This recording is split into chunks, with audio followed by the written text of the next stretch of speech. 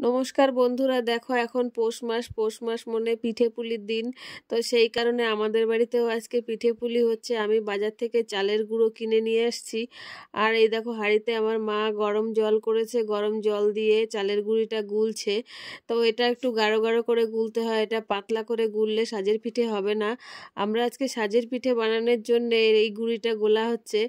তো দেখো বাজার থেকে একটা সাজও কিনে নিয়ে আসছি। সাজটা দেখো নতুন, সাজটা আমি বাজার থেকে নতুন কিনে নিয়ে আসছি। তো সাজটা একটু তেল মাখিয়ে দেখো আমার মা গুঁড়িটা একটু গাঢ় গাঢ় করে গুলেছে, গাঢ় না হলে এই পিঠে ওঠে না, সেই কারণে গাঢ় গাঢ় করে গুলেছে।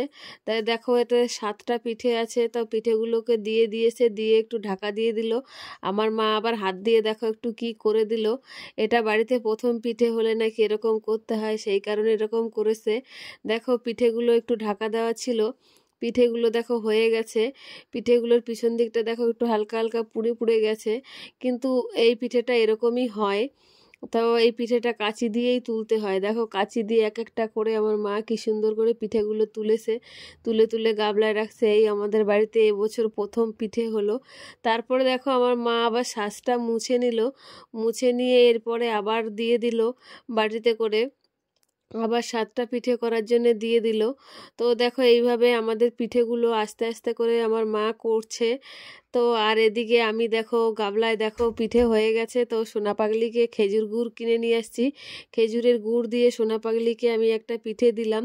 খেজুর গুড়টা খুব সুন্দর, খেতেও খুব ভালো, আর দামটাও সেরকম বেশি নেয় নাই, 150 টাকা কিলো নিয়েছে। তো কে কে এই শীতের ভিতরে গরম গরম